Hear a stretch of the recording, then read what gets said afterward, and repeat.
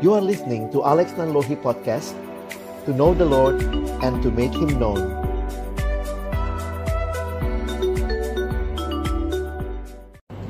Kami datang dalam ucapan syukur di hadapan Tuhan. Tuhan yang sudah menyatakan kebaikan-Mu di dalam kehidupan kami. Terima kasih kalau hari ini kami bersama-sama bersekutu memuji memuliakan nama-Mu. Dan tiba waktunya bagi kami untuk membuka firman-Mu ya Tuhan. Kami percaya kebangunan rohani yang sejati terjadi ketika umat Tuhan berjumpa dengan Engkau melalui firman-Mu. Firman-Mu adalah firman yang kudus dan yang menguduskan hidup kami. Firman-Mu firman yang hidup dan yang menghidupkan kerohanian kami yang mati. Firman-Mu adalah firman yang tidak berubah, tetapi firman yang kami percaya sanggup mengubah kehidupan kami. Itulah yang kami rindukan, menjadi bagian dari setiap kami yang hadir pada malam hari ini. Berkati baik hamba-Mu yang menyampaikan, semua kami yang mendengar. Tuhan tolonglah, agar pada akhirnya kami bukan hanya jadi pendengar-pendengar firman yang setia, tapi mampukan dengan kuasa, pertolongan dari Roh-Mu yang kudus, kami dimampukan menjadi pelaku-pelaku firman-Mu di dalam hidup kami, di dalam keseharian kami. Bersabdalah, ya Tuhan, kami umat-Mu sedia mendengarnya. Di dalam satu nama yang kudus dan berkuasa, nama Tuhan kami Yesus Kristus, Sang Firman yang hidup, kami menyerahkan pemberitaan firman-Mu. Amin. Shalom. Selamat malam Bapak Ibu Jemaat yang dikasihi Tuhan. Bersyukur ini malam yang terakhir sebelum besok kita akan beribadah merayakan Pentakosta. Dan hari ini kita sama-sama akan merenungkan bagian firman Tuhan dengan tema Roh Kudus bakar hatiku. Firman Tuhan malam hari ini diambil di dalam Yehezkiel pasal yang ke-36. Saya ingin mengajak kita membaca mulai dari ayat 25 sampai ayat yang ke-27. Yehezkiel pasal yang ke-36 ayat 25 sampai ayat yang ke-27. Mari yang pria akan membaca ayat 25, yang perempuan membaca ayat 26, dan kita bersama-sama membaca ayatnya yang ke-27. Pria akan memulai 1, 2, ya. Aku akan mencurahkan kepadamu air jernih yang akan mentahirkan kamu dari segala kenajisanmu, dan dari semua berhala-berhalamu aku akan mentahirkan kamu.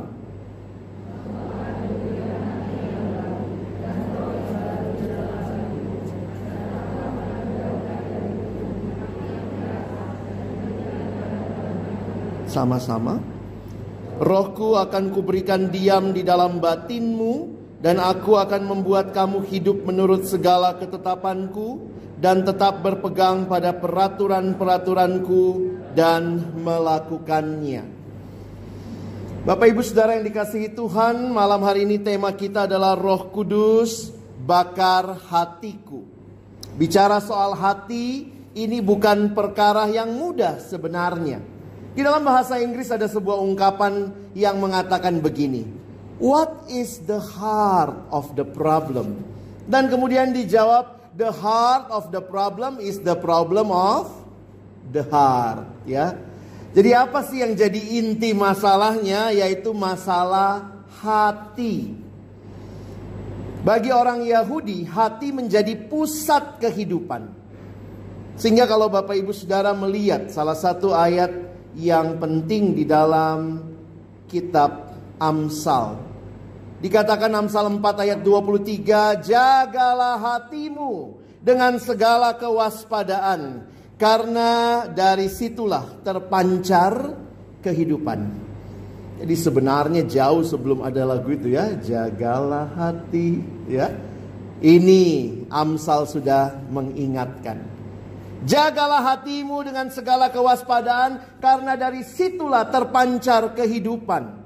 Kehidupan seperti apa yang kita jalani sebenarnya adalah cerminan dari hati seperti apa yang kita miliki, Bapak Ibu Saudara yang dikasihi Tuhan.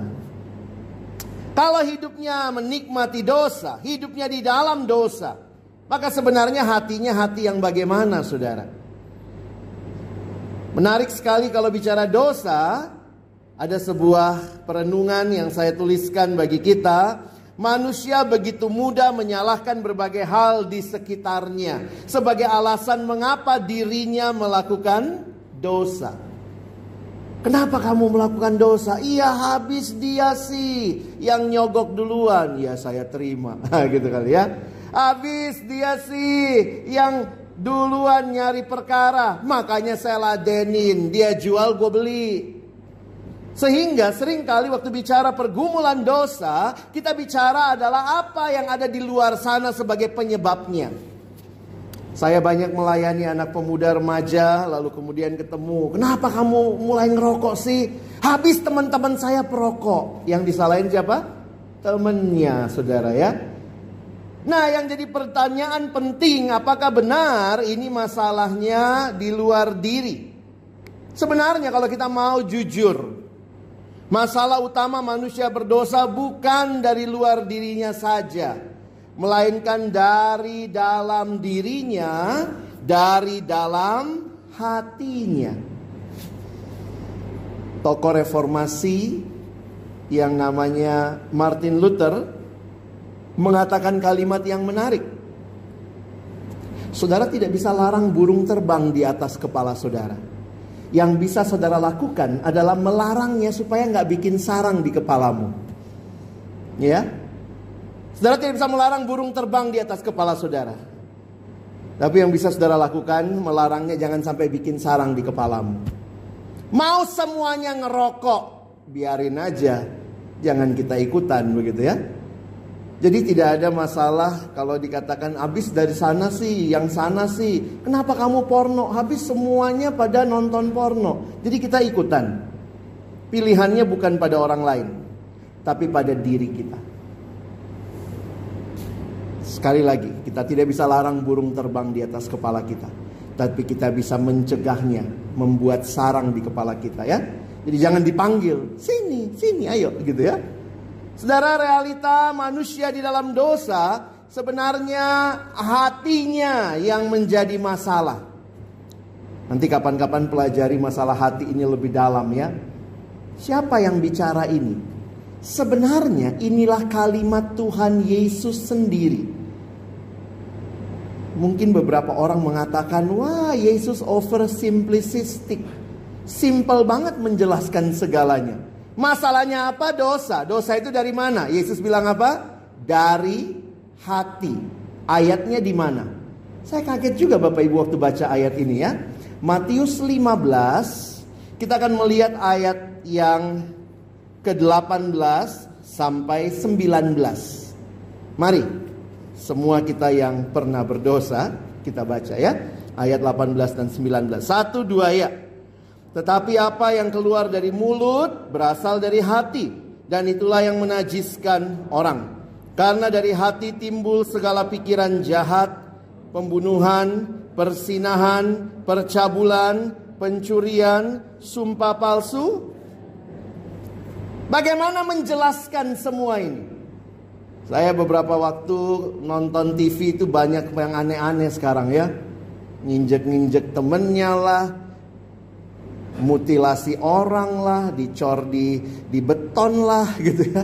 Saudara, kadang kita berpikir kenapa? Iya habis jahat sih, temennya jahat, mungkin ini lakukan ini lakukan itu. Yesus jelas memberikan kesimpulan sangat sederhana. Dari mana pikiran jahat? Dari hati. Dari mana pembunuhan? Dari mana? Dari hati. Dari mana perzinahan? Habis dia sih pakai baju seksi, makanya saya tergoda gitu. Dari mana? Dari hati. Saudara, Yesus memberikan penjelasan yang sangat menarik tentang hati, di mana hati itu menjadi pusat kehidupan, dan tanyakan hatinya hati yang bagaimana saat ini. Maka pertanyaannya, kalau saudara dan saya mau membaharui dunia ini, kalau saudara dan saya mau membawa pengharapan buat dunia yang sudah berdosa ini, Maka dari mana kita memulainya? Adakah harapan untuk pembaharuan hati ini? Itulah yang Alkitab berikan bagi kita hari ini. Saudara baca baik-baik apa yang kita tadi sudah baca. Yehezkiel 36. Saudara lihat hal-hal yang Tuhan berikan sebagai pengharapan bagi dunia yang di dalamnya manusianya, hatinya sudah dalam dosa. Perhatikan saudara, saya kasih warna sedikit berbeda. Aku akan mencurahkan kepadamu air jernih. Perhatikan ungkapan-ungkapan yang Tuhan nyatakan bagi umatnya. Apa yang akan Tuhan lakukan di tengah segala keberdosaan? Tuhan akan mencurahkan kepadamu air jernih. Air di dalam Alkitab lambang penyucian. Tapi bukan hanya itu. Perhatikan ayat 26. Kamu akan kuberikan hati yang baru dan roh yang baru. Hati, roh mencakup keseluruhan kehidupan manusia. Dalam konsep Yahudi biasanya hati bicara pusat mengendalikan segalanya, dan roh bicara nafas kehidupan yang menghidupkan orang itu. Maka dikatakan aku akan memberikan kepadamu hati dan roh. Lalu perhatikan lagi ayat 27. Rohku akan kuberikan diam di dalam batinmu. Wah saudara, ini kalau kita renungkan sungguh luar biasa ayat-ayat penting ini ya. Aku curahkan air jernih, dikasih hati dan roh yang baru, dan rohku itu beda, R-nya besar. Berarti rohnya Tuhan sendiri. Mengapa ini menjadi penting? Yehezkiel 36 ini adalah bagian yang lebih luas dari kitab Yehezkiel yang menggambarkan pemulihan dan harapan bagi bangsa Israel setelah penghukuman yang mereka jalani di Babilonia. Kalau saudara memperhatikan kitab Yehezkiel, ada bagian depan yang bicara penghukuman.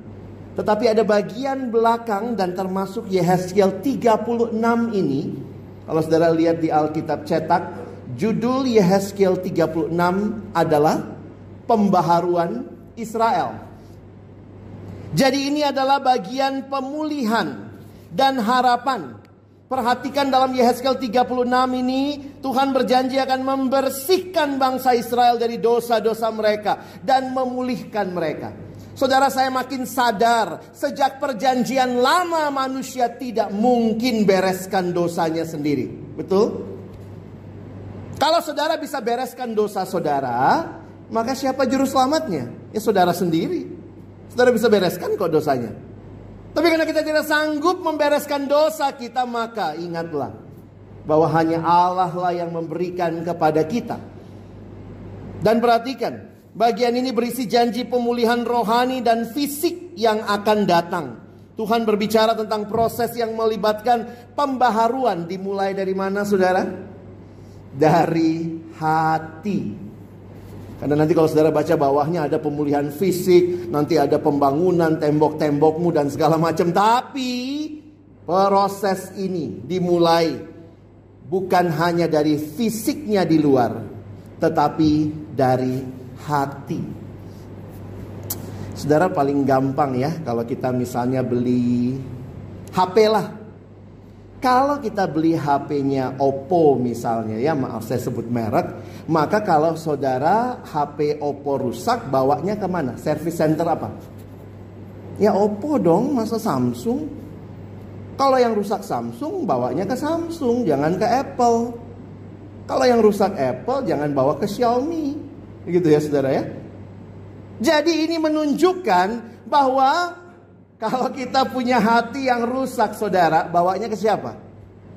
Oh, bawalah kepada Tuhan yang menciptakan hati.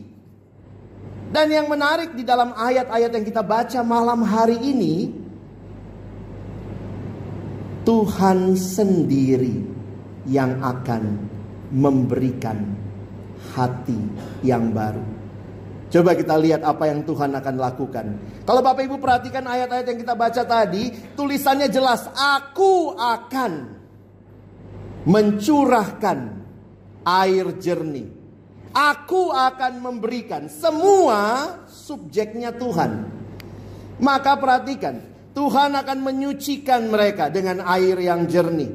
Tuhan akan memberikan roh dan hati yang baru. Dan Tuhan akan memberikan rohnya di dalam mereka. Dan perhatikan apa yang terjadi kalau roh itu ada. Dengan hati dan roh yang baru, mereka akan hidup taat menurut peraturan dan ketetapan Tuhan. Sekali lagi Alkitab berbicara melalui perikop malam hari ini, bahwa hanya Allah lah yang bisa menyelesaikan masalah dosa. Masalah manusia dosa. Manusia tidak dapat menyelesaikan masalah dosa. Inilah keselamatan anugerah Allah. Di dalam kekristenan, keselamatan bukan apa yang saya lakukan bagi Allah. Bukan. Tetapi keselamatan adalah apa yang Allah lakukan bagi kita umatnya. Keselamatan bukan apa yang saya capai, tetapi apa yang Tuhan karuniakan yang Dia lakukan bagi kita. Karena itulah konsep anugerah sebenarnya bukan baru mulai perjanjian baru ya. Sudah sejak perjanjian lama. Aku Allah yang berinisiatif. Dan apa yang Allah berikan adalah sebuah kehidupan yang baru. Sebuah awal yang baru. A new life, a new beginning. Dan inilah yang digambarkan ya. Kalau itu Tuhan kasih, apa yang terjadi? Saudara lihat ya. Maka masalah dengan hati yang berdosa adalah bahwa hati tersebut keras dan tidak responsif terhadap koreksi dan peringatan. Bagi mereka yang percaya kepadanya, Tuhan mengganti hati lama tersebut, menggantinya dengan hati baru yang lembut, yang halus, dan responsif terhadap petunjuk dan bimbingan Tuhan. Kalau Bapak Ibu membayangkan jadi orang Israel yang terus bikin dosa ya, susah sekali taat. Mau taat ini bagaimana? Lalu kemudian firman Tuhan mengatakan, aku yang akan kasih hati yang baru. Hati baru tidak akan memberikan perlawanan seperti yang dilakukan hati yang lama. Hati lama sudah mati dan hati baru ini hidup. Bahkan lebih luar biasa. Bukan hanya hatinya diganti Bapak Ibu Saudara. Ya, transplantasi hati ya. Heart transplantation. Tapi perhatikan ayat yang 27. Untuk mendampingi hati yang baru, Tuhan berjanji untuk memberikan rohnya sendiri. Diam dalam batin umatnya. Ayat 27. Rohku akan kuberikan, diam di dalam batinmu.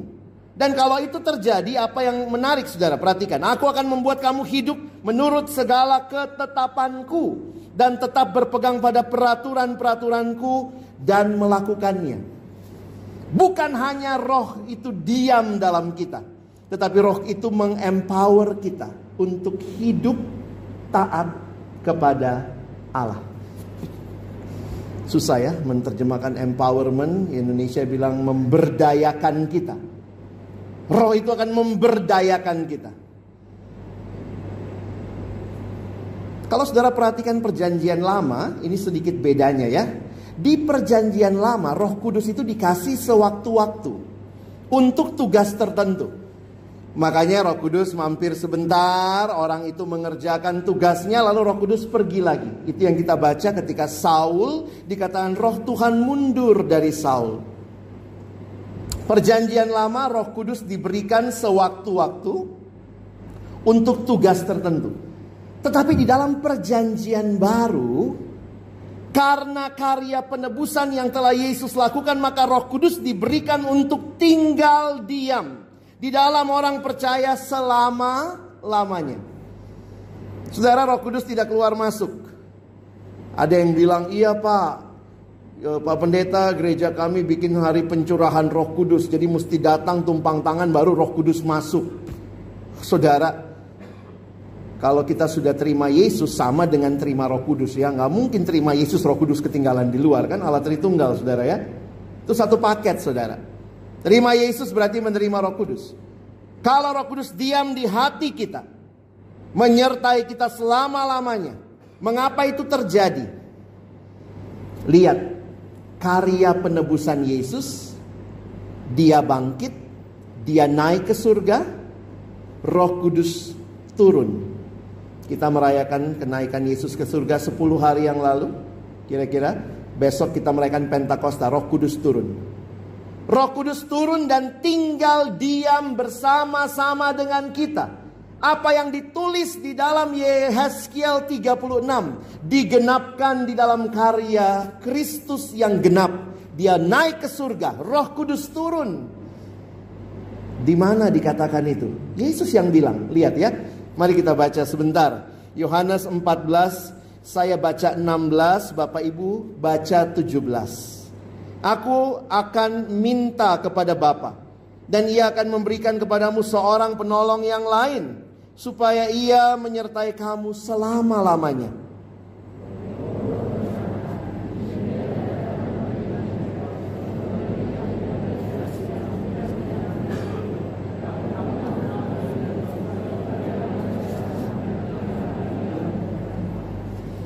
Menyertai kamu dan diam di dalam kamu. Maka ketika hari ini kita bicara Roh Kudus bakar hatiku, kita sedang berbicara agar kiranya Roh Kudus mengobarkan hati kita, menguduskan kita, karena Dia tinggal di dalam hati saudara dan saya. Maka dari perenungan malam hari ini, perhatikan, Tuhan sendiri, Dia Tuhan yang melakukan. Bisa tolong next. Oke. Tuhan melakukan bagian yang paling penting. Ia menyelamatkan, Ia membersihkan, Ia memberikan hati dan roh yang baru, dan memberdayakan kita untuk hidup yang taat. Keselamatan bukan pekerjaan kita, tapi sungguh pekerjaan Allah. Respon kita apa saudara? Respon saudara dan saya adalah membuka hati, menerima Yesus sebagai satu-satunya Tuhan dan Juru Selamat dalam hati kita. Percaya kepada karya penebusannya yang genap di kayu salib. Dan karya penebusan itu menandakan sebuah era baru. Bahwa keselamatan yang Yesus bawa itu keselamatan yang kekal. Karena itu ketika Dia naik, Roh Kudus turun, menyatakan Allah berkenan, sehingga saudara dan saya sekarang boleh hidup di dalam anugerahnya, mengerjakan apa yang Tuhan mau kita kerjakan bagi kemuliaannya. Kalau Yesus tidak naik ke surga, atau kita mundur lagi, kalau Yesus tidak bangkit, atau kita mundur lagi, kalau Yesus tidak mati, atau kita mundur lagi, kalau Yesus tidak lahir, maka tidak ada keselamatan yang mungkin. Karena ingat, keselamatan itu kalau Allah yang kasih hati yang baru, Allah kasih roh yang baru. Kalau tidak Yesus datang, gak ada semua itu. Tetapi karena Dia lahir, Dia mati, Dia bangkit, Dia naik, Roh Kudus turun, menunjukkan karya keselamatan yang genap di dalam Kristus. Karena itu saudara, buka hati kita, terima Yesus sebagai satu-satunya Tuhan dan Juru Selamat dalam hidup kita. Dan teruslah bertumbuh. Terus punya komitmen untuk bertumbuh. Roh Kudus diberikan supaya saudara dan saya terus boleh berjalan di dalam anugerah Tuhan. Ada dua hal yang saya refleksikan di akhir renungan ini. Bagi hidup kita yang merayakan tercurahnya Roh Kudus. Kita berdoa selama 10 malam ini. Kita terus berdoa, kita memohon Tuhan kobarkan hati kami kembali. Apa yang terjadi kalau hati kita dikobarkan? Roh Kudus mengobarkan hati kita. Ada dua hal, saudara. Roh Kudus akan memberi kita kuasa untuk berubah. Dengan kemampuan kita sendiri kita gak mampu, tapi Roh Kudus akan memampukan kita. Yang kedua, Roh Kudus memberi kita kuasa untuk bersaksi.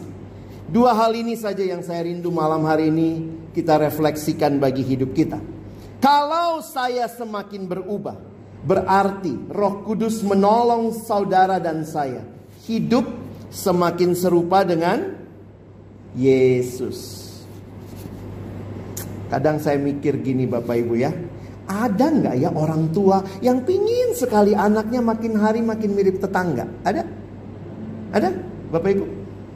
Nanti pulang gitu, puji anaknya, wah nak, mama bangga sekali, lihat hidungmu ya, mirip tante di seberang jalan.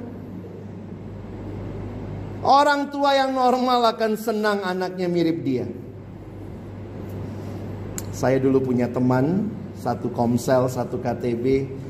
Waktu dia suami istri teman kami, pas waktu melahirkan, karena mereka yang punya anak pertama di kelompok kami, wah kita datang besuk pas anaknya baru selesai menyusu. Jadi dipamerin sama mamanya. Terus dia bilang gini, Lex, lihat anakku, kata mamanya. Hidungnya kan hidungku ya, jidatnya jidat papanya. Tiba-tiba papanya ngomong, Mama, hidungnya yang hidung papa, jidatnya yang jidat mama. Lalu mereka berantem di situ, Bapak Ibu, hidung jidat ya. Saya pikir ya namanya juga produksi bersama ya. Jadi rada mirip sana, rada mirip sini. Tapi di situ saya jadi sadar betul, orang tua itu pengen ini anakku mirip kan. Kalau Roh Kudus hadir di hidup kita, memimpin hidup kita, kita makin mirip siapa Bapak Ibu? Harusnya makin mirip Yesus ya. Ya, ada yang sudah bilang gitu sama Bapak Ibu? Ih, kamu Yesus banget. Belum? Lah, katanya mirip Yesus. Udah ada yang bilang gitu? Kalau orang waktu lihat hidup kita, kamu pasti anaknya Yesus ya. Atau jangan-jangan waktu orang lihat hidup kita, dasar lu anak setan.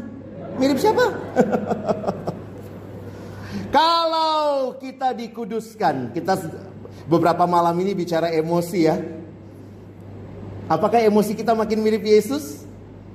Masih ada dendam, dengki, iri. Ya, coba lihat ayat-ayat ini ya. Galatia 5. Maksudku ialah hiduplah oleh roh, maka kamu tidak akan menuruti keinginan daging. Sebab keinginan daging berlawanan dengan keinginan roh berlawanan dengan keinginan daging. Dan karena keduanya bertentangan sehingga kamu setiap kali tidak melakukan apa yang kamu kehendaki. Akan tetapi jikalau kamu memberi dirimu dipimpin oleh roh, jangan cuma merayakan Roh Kudus turun, tapi tidak berserah untuk dipimpin oleh Roh, maka kamu tidak hidup di bawah hukum Taurat. Dan kalau saudara dan saya dipimpin oleh Roh, maka emosi kita juga makin kudus. Karakter-karakter kita makin mirip Yesus. Kasih, sukacita, damai sejahtera. Wah, saudara bisa hafal nih ya. Buah roh. Kenapa namanya buah roh? Karena itu bukan natural dari hidup kita. Ini disebut buah roh. Ini adalah buah kehadiran Roh Kudus. Kalau yang namanya Alex ini mungkin kalau bicara kasih, sukacita, wah itu bukan saya banget. Kalau saya mah pendengki, pendendam, iri hati. Tapi kalau saya berserah kepada Roh Kudus, Roh Kudus diam di dalam hatiku, menguasai hidupku, saya memberi diri dipimpin olehnya, maka saya makin hari makin mengasihi, makin sabar. Saudara, saya ingat betul waktu menikah. Sebelum menikah ya, biasa pendeta ajak konseling pranikah. Wah. Lalu kemudian pendetanya nanya, karena dia tahu saya hamba Tuhan ya, sama-sama hamba Tuhan. Sudah banyak hafal ayat ini pasti ya. Lalu kemudian pendetanya bilang gini, Alex, kau mengasihi calon istrimu? Ya, udah tinggal 2 minggu, undangan udah nyebar gitu ya. Kau mengasihi calon istrimu? Iya, Pak Pendeta. Betul? Betul. Dia tanya lagi sama istri saya, calonnya, kau mengasihi calonmu? Ya. Terus kemudian pendeta saya minta, coba buka 1 Korintus 13. Yaitu kasih itu sabar. Dia bilang, Alex baca itu.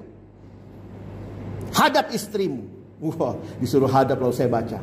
Kasih itu sabar, kasih itu murah hati, kasih itu tidak sombong. Selesai saya baca, dia bilang, sekarang ganti. Ganti dengan apa? Ganti dengan namamu. Lalu saya mulai baca, Alex itu sabar, Alex itu murah hati. Nggak gua banget ya. Wah, di situ saya jadi sadar, saudara. Itu bukan buah naturalnya kita. Kita ini orang yang bukan mengasihi orang lain. Pengudusan itu terjadi kalau saudara memberi diri dipimpin oleh Roh Kudus, dan itu namanya buahnya Roh, bukan buahmu. Jangan sombong. Kalau minta Roh Kudus bakar hati kita, supaya kita makin disucikan, makin mirip seperti Kristus, bukan mirip seperti dunia. Kalau saya hidup dalam daging, saya ikutin daging. Menarik kalau Bapak Ibu nanti mau menyelidiki ya. Waktu bicara daging, Paulus bilang perbuatan, karena itu natural dari diri kita. Tapi waktu bicara roh, dia nggak bilang perbuatan roh. Dia bilangnya apa? Buah roh. Bisa nangkep? Karena Paulus mau memberikan pemahaman, itu bukan buahmu. Yang kamu miliki hanya perbuatan daging. Dendam itu kamu. Kalau kamu bisa sabar, kamu bisa mengampuni, itu karena Roh Kudus menyucikan, membawa engkau hidup makin hari makin mirip Yesus. Bapak Ibu mau? Jangan cuma dengar banyak khotbah ya seminggu ini, 10 hari ini, tapi apakah kita berserah kepada Roh Kudus? Bakar hatiku. Dan yang kedua, yang terakhir ya, Roh Kudus memberi kuasa untuk bersaksi. Di mana itu? Kita baca ayatnya ya. Mari sama-sama kita baca Yohanes 15 ayat 26 dan 27. 1, 2, ya. Jikalau penghibur yang akan kuutus dari Bapa datang, yaitu Roh kebenaran yang keluar dari Bapa, ia akan bersaksi tentang aku. Tetapi kamu juga harus bersaksi, karena kamu dari semula bersama-sama dengan aku. Tuhan Yesus berkata kepada murid-muridnya, kalau Roh Kudus datang, dia akan bersaksi tentang aku. Tapi kamu juga harus bersaksi. Makanya ayat yang nanti mungkin besok dibaca ya. Biasanya kalau Pentakosta ayat ini dibaca ya. Ya, kita baca sama-sama Kisah Rasul 1 ayat 8. 1, 2, ya. Tetapi kamu akan menerima kuasa kalau Roh Kudus turun ke atas kamu, dan kamu akan menjadi saksiku di Yerusalem dan di seluruh Yudea dan Samaria dan sampai ke ujung bumi. Bapak Ibu Saudara yang dikasihi Tuhan, Roh Kudus berkuasa membawa kita untuk bersaksi, menyaksikan hidup yang telah diubahkan Tuhan, hidup yang semakin serupa Kristus menjadi hidup yang kita bagikan bagi dunia ini. Kadang saya mikir, kenapa Tuhan kasih 3 hal sama kita ya? 3 hal yang dunia tidak punya. Pertama, kita dikasih iman. Dunia gak punya iman. Nggak tahu lagi yang mana yang diimani. Yang kedua, kita punya kasih. Dunia kasihnya makin padam. Yang ketiga, kita punya pengharapan. Dunia tanpa pengharapan. Kira-kira kenapa ya Tuhan titip itu sama gereja? Punya iman, punya pengharapan, punya kasih. Supaya kita simpan di dalam. Wah, ini punya saya. Nanti kita lihat orang lain, kamu nggak punya, gitu ya. Kayak anak kecil ya. Orang yang dewasa, dia akan berkata, aku ingin membagikan iman, kasih, dan pengharapan di tengah dunia ini. Kalau saudara dan saya dipenuhi Roh Kudus, sebuah buku mengatakan, kadang-kadang orang sekarang bicara Roh Kudus, maaf ya, banyak gereja persekutuan bicara dipenuhi Roh Kudus apa? Bisa bahasa roh, bisa karunia-karunia roh. Tapi bukti yang paling nyata, kalau Roh Kudus turun, kamu akan jadi saksi. Maka kiranya, kalau Roh Kudus sudah bakar hati kita seminggu ini, 10 hari ini, maka pulang saudara makin mirip Kristus. Berserah terus dipimpin oleh Roh, sehingga buah Roh itu nyata dalam hidup saudara. Tapi saudara juga menjadi saksi. Saya tidak tahu saudara ada di lingkungan seperti apa. Apakah keluargamu sudah kenal Tuhan? Apakah engkau ditaruh di situ untuk boleh menyaksikan Kristus bagi mereka? Gampang diingat ya. Kita dipanggil mengenal Tuhan supaya makin mirip Yesus, dan kita dipanggil memperkenalkan Kristus. Disimpulkan dalam satu kalimat ya. The Holy Spirit empowers us to know God and to make Him known. Roh Kudus memberikan kita kuasa untuk mengenal Yesus dan memperkenalkan Yesus. Kiranya malam hari ini menutup seluruh rangkaian doa kita, kita satukan hati dan penyerahan kita.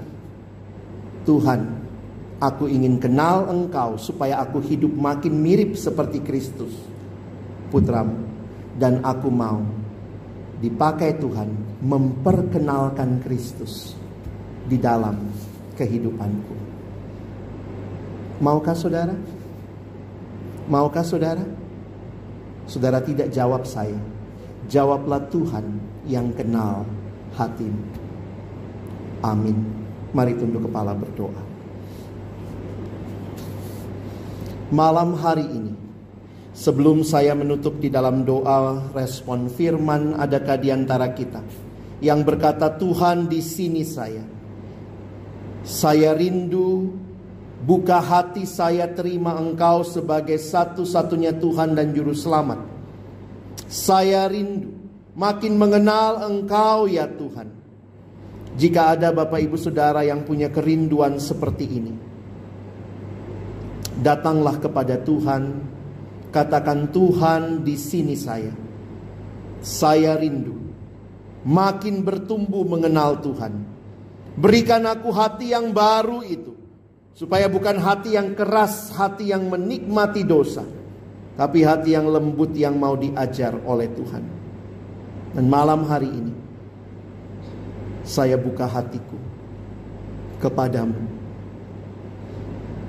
Dan jika ada di antara Bapak Ibu yang berkata, Tuhan, terima kasih, Kau panggil aku untuk menjadi saksimu, bakar hatiku untuk membawa berita Injil dimanapun aku hadir, supaya aku pun memperkenalkan Engkau di dunia yang kehilangan iman, di dunia yang kehilangan kasih, di dunia yang kehilangan pengharapan.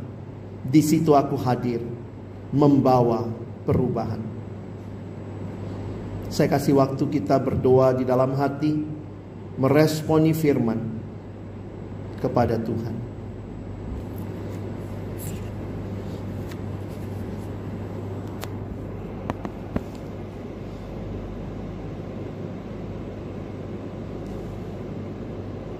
Terima kasih banyak ya Tuhan.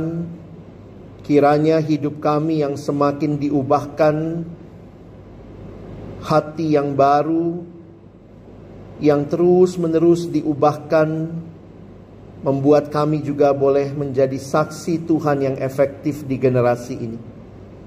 Biarlah Roh Kudus menolong kami makin mengenal Tuhan dan juga memperkenalkan Tuhan. Terima kasih untuk kesempatan yang Tuhan berikan, untuk kesetiaan yang juga Tuhan berikan sepanjang 10 hari ini, untuk kami datang dan berdoa. Bakar hati kami untuk hidup hanya bagi-Mu. Dalam nama Yesus kami berdoa. Amin.